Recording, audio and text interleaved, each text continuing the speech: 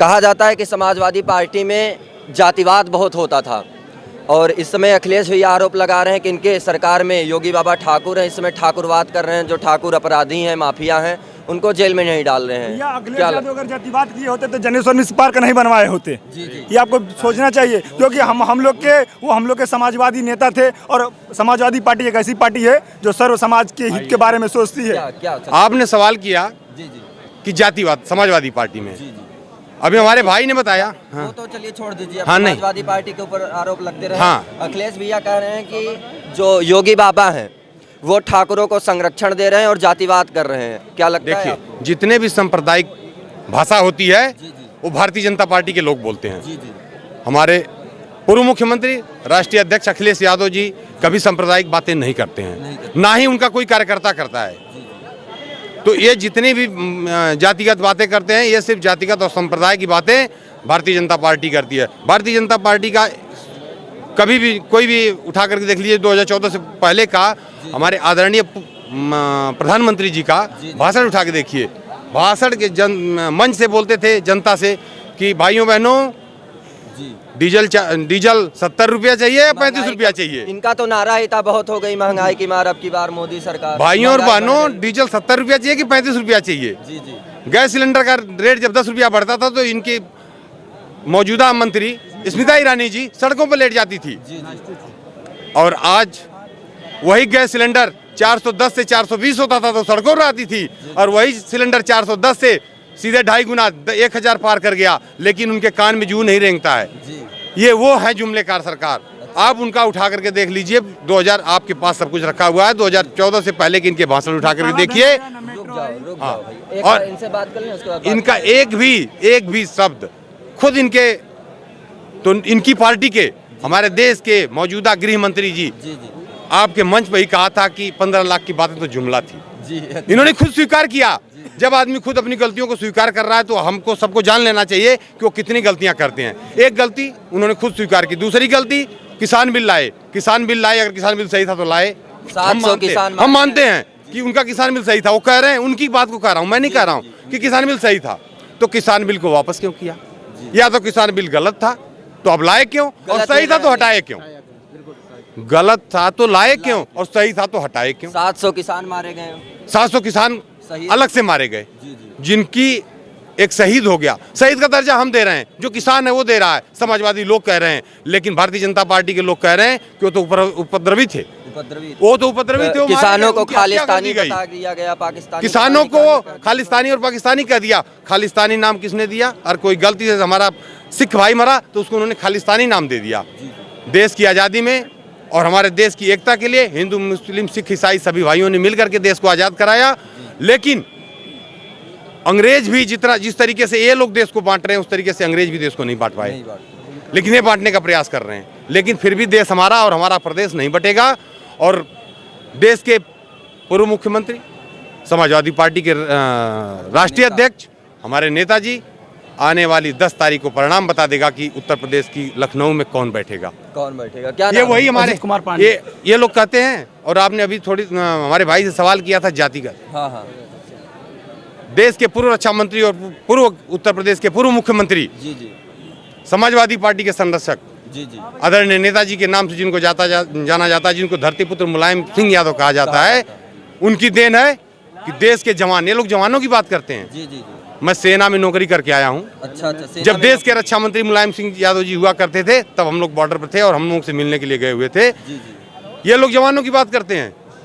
देश के जवान जब शहीद होता था तो उसकी बेल्ट और टोपी आती थी। लेकिन हमारे नेताजी धरतीपुत्र मुलायम सिंह यादव जी की देन है, माननीय मुलायम सिंह यादव जी की देन है कि रक्षा मंत्री के बनने के बाद उन्होंने जवान के शहीद होने के बाद जो देश के लिए अपनी जान को न्यौछावर किया, उसके आखिरी दर्शन के लिए उसका परिवार और उसके गांव और उसके इलाके के लोगों का दर्शन और किसी की देन होता है। और वो देन किसी की है तो हमारे माननीय मुलायम सिंह यादव जी। शहीदों का शव आने लगा, पार्थिव शरीर।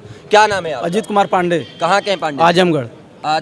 भैया आप ब्राह्मण हैं जी, और कहा जा रहा है ब्राह्मण वोट के लिए सब लोग बड़ा परेशान है। भी अखिलेश भैया पूर्वांचल एक्सप्रेसवे के बगल में फरसा लगवाएं, भगवान परशुराम जी की मूर्ति की स्थापना की, तो क्या लगता है आपको ब्राह्मण सपा की तरफ आएंगे? ब्राह्मण इस बार समाजवादी पार्टी को वोट देकर अखिलेश भैया को मुख्यमंत्री बनाएंगे। और भारतीय जनता पार्टी में वही ब्राह्मण हैं, वही ब्राह्मण भारतीय जनता पार्टी थोड़ा साइड दे दो, साइड दे दो। जी जी वही ब्राह्मण जो भारतीय जनता पार्टी में है, जी जी जो जिन ब्राह्मणों की हत्या हो रही है, जी जी सब भारतीय जनता पार्टी की सरकार में एक भी आवाज नहीं उठा रहे हैं, वो ब्राह्मण भारतीय जनता पार्टी में है। और ब्राह्मण का वोट इस बार समाजवादी पार्टी को वोट जाएगा और अखिलेश भैया मुख्यमंत्री बनेंगे। हमारे ब्राह्मण की बेटी खुशी दुबे, हमारे ब्राह्मण की बेटी खुशी दुबे, यही भारतीय जनता पार्टी ने उनको फंसाकर जेल में डाल दिया गया है। खुशी दुबे का क्या नाम है? 4 दिन हुआ था शादी हुए उनका। खुशी दुबे का बताइए क्या कसूर था? इसी भारतीय जनता पार्टी ने खुशी दुबे को जेल में बंद करवा दिया है। और हम ब्राह्मण वोट इस बार समाजवादी पार्टी को देंगे और समाजवादी पार्टी की सरकार बनेगी। पूर्ण बहुमत से सरकार बनाने का काम करेंगे हम लोग। देखिए, उत्तर प्रदेश में अगर हत्याएं हुई हैं तो भारतीय जनता पार्टी में सिर्फ ब्राह्मणों का हत्या हुई है, ब्राह्मणों की। करें, ब्राह्मणों की हत्या हुई है, मुसलमानों का घर तोड़ दिया जा रहा है, यादवों की हत्या हो रही है, जाति लेकिन ठाकुरों की हत्या नहीं हो रही है। आरोप लगा, जो आरोप लगा था हमारे राष्ट्रीय अध्यक्ष पे कि जातिगत, सुनिए, जातिगत की भावना जो राष्ट्रीय अध्यक्ष जी रखते हैं, सबसे पहले भारतीय जनता पार्टी जातिगत की राजनीति करती है। वे बताइए, बाबू साहब लोग का छोड़कर किसी का घर गिरा हो, किसी पे बुलडोजर चढ़ा हो, किसी पे हत्या हुई, तो बताइए। सिर्फ बाबू साहब को छोड़कर सब पे हत्या हुई है, सबकी हत्या हुई है, सबका घर गिरा है, सब पे बुलडोजर चढ़ा है। क्या नाम है, क्या कह रहे हैं? मेरा नाम रंजीत सिंह, पश्चिम विधानसभा सचिव। मैं 2022 की चुनाव में पूर्ण बहुमत से राष्ट्रीय अध्यक्ष जी की सरकार बनेगी और सभी पार्टी, सभी जनता का सहयोग मिल रहा है। अगर योगी जी कार पलटना जानते हैं तो हम समाजवादी लोग सरकार भी पलटना क्या जानते हैं। बात है, क्या कह रहे थे चाचा, बताइए। जी, हम ये कह रहे थे, लखनऊ से रहने वाले हैं, कहाँ के रहने वाले लोग? लखनऊ से महानगर उपाध्यक्ष अच्छा अच्छा, यूथ विकेट से। हमारा कहना ये है, भाजपा सरकार ने 5 सालों में कुछ नहीं किया, सिर्फ नाम बदलने के अलावा कुछ नहीं किया। जो भैया के काम थे उसके फीते काटे, और आने वाली तारीख 12 तारीख को यहाँ से इनकी विदाई है। अच्छा, प्रदेश की जनता उनसे बहुत दुखी है। जी जी उन्हीं ने पिछली जातियों को सिर्फ तकलीफ पहुँचाया, जिसमें से धनंजय सिंह साहब जो आज भी वो क्रिकेट मैच खेलने पकड़ने धनंजय सिंह बाहुबली जौनपुर वो क्रिकेट खेले, और माननीय मुख्यमंत्री जी को हमारे कुछ भी उनको पता नहीं है, और सिर्फ जो पिछली जाति को से परेशान करने का कोई काम नहीं किया। गड्ढा मुक्ति का काम किया, एक भी गड्ढा वो नहीं मुक्त कर पाए, बल्कि सबको उन्हें परेशान कर डाला। अभी लल्लन टॉप में के जो पत्रकार हैं, बड़े पत्रकार सौरभ द्विवेदी जी मुख्यमंत्री जी का इंटरव्यू कर रहे थे, तो उन्होंने माफिया धनंजय सिंह का नाम लिया, कहा कि क्यों नहीं कार्रवाई होती है। तो इसको लेके योगी जी कहें कार्रवाई हो रही है, कुछ उतना खुल के बोले नहीं। योगी तो कार्रवाई कहाँ से करेंगे? बात कर रहे हैं क्या? वो तो खुद ठाकुर है ना जी, सिर्फ ठाकुर बचाने के लिए कोई काम नहीं करते हैं। वो तो खाली पिछली जाति के पीछे पड़ गए हाथ धोके जे, चाहे मुस्लिम समाज का हो, चाहे आपका जो पंडित समाज का हो, ठाकुरों के ऊपर कार्रवाई कोई कार्रवाई नहीं करते हैं। ये लोग खुद ठाकुर है। मुझे जी, क्या नाम है? पवन अवस्थी हमारा नाम। कहाँ के रहने वाले हैं? कन्नौज। कन्नौज के रहने वाले हैं। ब्राह्मण किस तरफ रहेंगे इस बार? ब्राह्मण सब सपा की तरफ से रहेंगे। सपा की तरफ से जी, क्योंकि ब्राह्मणों पे अत्याचार इस सरकार ने इतना ज्यादा किया है, जिसका कि सीमा ही टूट गई। खुशी दुबे जो 2 दिन पहले आई, उसको जेल में डाल दिया, वो आज भी जेल में है, उसको जेल से रिहा नहीं किया। कमलेश तिवारी जो सबसे पहले मर्डर हुआ, जिसके पास सिक्योरिटी अखिलेश राष्ट्रीय अध्यक्ष जी ने 12 उनको सुरक्षा व्यवस्था गार्ड दिए थे, लेकिन उनके पास 2 करके उनकी हत्या कराई, उसकी भी जांच नहीं हुई। लगता है कमलेश तिवारी जो थे उनकी हत्या भारतीय जनता पार्टी के लोग? अरे इन्हीं की सही से हुई, क्योंकि वो हिंदू थे ना, बाबा जी को डर था कि आगे ये बढ़ जाएगा, इसलिए इसको खत्म कर दो। और उन्होंने यही काम किया, उन्होंने ब्राह्मणों को खत्म करने का ही काम किया। अब ब्राह्मण अब इनको खत्म करने का काम करेगा। सत्ता पलट देगी, बिल्कुल पलट देगी। ब्राह्मण के अंदर बहुत ताकत है, परशुराम का फरसा फिर लहराएगा। परशुराम का फरसा लगवाए अभी अखिलेश। हाँ, तो वो तो इतना ऊंचा लगवा दिया कि इनको काटने का काम करने शुरू हो गया उसका काम। बाबा जी का सफाया है। हाँ, बाबा जी का सफाया 22 में परशुराम वंशी इस बार साथ है। हाँ, मठ में जाएंगे। परशुराम का आशीर्वाद हो गया इस बार अखिलेश यादव जी के पास। हमारे राष्ट्रीय अध्यक्ष 10 तारीख के बाद मुख्यमंत्री की शपथ लेंगे और ब्राह्मण उनको शपथ दिलवाएगा। लेकिन 2017 में ब्राह्मण वोट ज्यादातर भारतीय जनता पार्टी को गया था। नहीं, इस बार नहीं। अरे तो इन्होंने किया क्या? इन्होंने सब खत्म कर दिया, सब ब्राह्मणों पे ही अत्याचार किया। ब्राह्मणों बनाने का सिर्फ काम किया, बेवकूफ बनाने का। कोई बेवकूफ बना, कुछ काम और काम नहीं किया।